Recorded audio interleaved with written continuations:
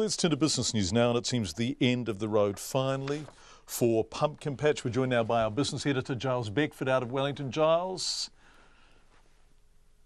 What can we say? About a month or so ago, John, we were talking about this, and clearly we signalled at the time we didn't think Pumpkin Patch would survive, and that's been the case.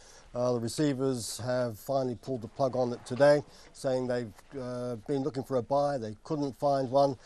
People weren't interested in even buying bits of it, apart from the brand name, Pumpkin Patch. So the process now is a replay of what we saw with Dick Smith at the beginning of the year. Yeah. There'll be a fire sale of stock. That will last at least through until the end of December, perhaps a little bit into January as they clean out the vestiges of it. Obviously, shops and fittings will go next. The receivers expect it to be done and dusted largely by February. So the end of Pumpkin Patch. They will look to find a buyer for the name of Pumpkin Patch, the brand. They said they had some expressions of interest in that. And that perhaps suggests that somebody might be interested in perhaps an online retail operation under the banner.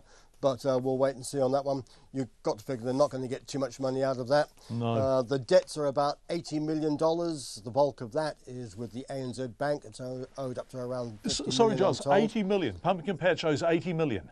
80 million. Now, this is accumulated debt. This is what killed it in the end. You remember years ago it had its grand expansion plans overseas into the States and into Britain. It changed its manufacturing sources, redesigned things, and frankly, it just didn't keep up with the times. It was too ambitious in its expansion. It paid for that with debt, and the sales didn't keep up.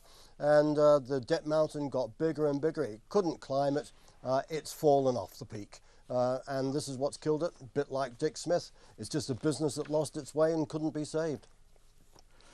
Yeah, sad old story really, given its glory days, although they seem like years ago now. Let's talk about Fisher & Paykel Healthcare. I hear they're having a better day, Giles. They had a much better day. We should just note on Pumpkin Patch, there are 130 shops still operating. They will shut, obviously, progressively.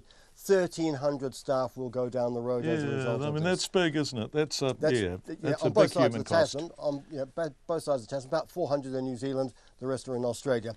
Fisher & Paykel Healthcare, that's one of the flagships of New Zealand manufacturing, remembering that it makes breathing masks and other hospital equipment for sleep disorders, sleep apnea, for those who are aware of it. It's got a significant manufacturing plant in Mexico, and of course eyes will be cast to the new presidency and whether there's any backlash on the company. They don't expect there to be any ill effects of the new Trump presidency, talking of ripping up trade deals and building walls with Mexico.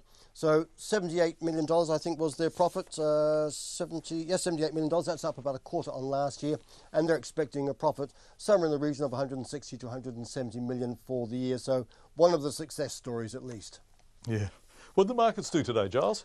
Shares were a bit upsy-downsy. They started strong. They lost their way. They turned south. They closed down 33 points on the top 50 at 6816. And the New Zealand dollar 70.7 US cents and 95.6 Australian.